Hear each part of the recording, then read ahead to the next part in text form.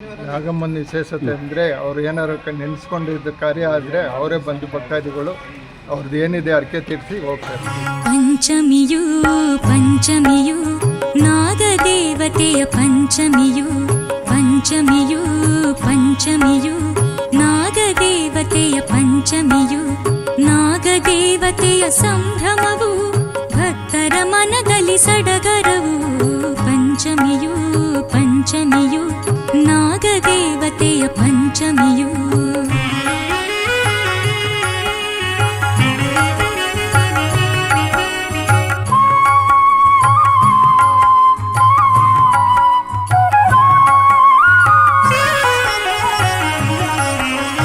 ರಕ್ತೇಶ್ವರಿಯ ಜೊತೆಯಲ್ಲಿ ಕ್ಷೇತ್ರ ಪಾಲಕರು ನಿಂತಿಹರು ವೇದಶಾಸ್ತ್ರಗಳ ಶೋಧಿಸುತ್ತಾ ಪುಣ್ಯಕ್ಷೇತ್ರದಿ ನಗುತ್ತಿಹರು.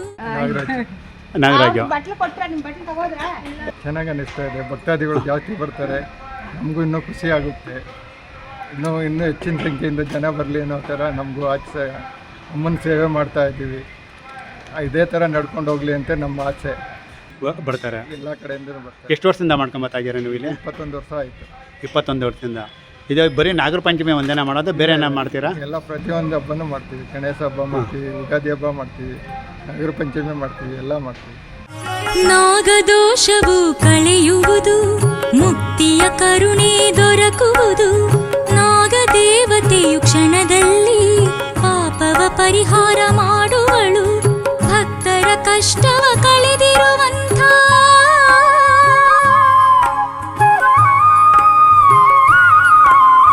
ಭಕ್ತರ ಕಷ್ಟವ ಕಳೆದಿರುವಂಥ ನಾಗದೇವತೆ ಶರಣೆಂದೇ ಪಂಚಮಿಯು ಪಂಚಮಿಯು ನಾಗದೇವತೆಯ ಪಂಚಮಿಯು.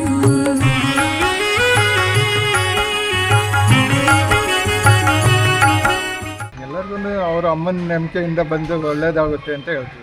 ನಾಗಮ್ಮನ ವಿಶೇಷತೆ ಅಂದರೆ ಅವ್ರು ಏನಾರು ನೆನೆಸ್ಕೊಂಡಿದ್ದ ಕಾರ್ಯ ಆದರೆ ಅವರೇ ಬಂದು ಭಕ್ತಾದಿಗಳು ಅವ್ರದ್ದು ಏನಿದೆ ಅರ್ಕೆ ತೀರಿಸಿ ಹೋಗ್ತಾರೆ. ಇನ್ನೂ ಹೆಚ್ಚಿನ ಸಂಖ್ಯೆಯಲ್ಲಿ ಬಂದು ಅಮ್ಮನ ನೋಡಿಕೊಂಡು ಪೂಜೆ ಮಾಡಿ ಚೆನ್ನಾಗಿ ಹೋಗಲಿ ಅನ್ನೋ ನಮ್ಮ ಆಸೆ ಇದೆ. ಇನ್ನೂ ಹೆಚ್ಚಿನ ಸಂಖ್ಯೆಯಲ್ಲಿ ಭಕ್ತಾದಿಗಳು ಬರಲಿ ಅಂತ ನಮ್ಮ ಆಸೆ. ನಂಬಿದ ಭಕ್ತರ ಆಸೆಗಳ ನೀಗಿಸುವಂಥ ದೇವತೆ, ಹೊತ್ತು ತಂದಂಥ ಹರಕೆಗಳ ಪೂರೈಸುವ ದೇವತೆ, ಭಕ್ತರ ಎಲ್ಲ ಇಷ್ಟಗಳನ್ನು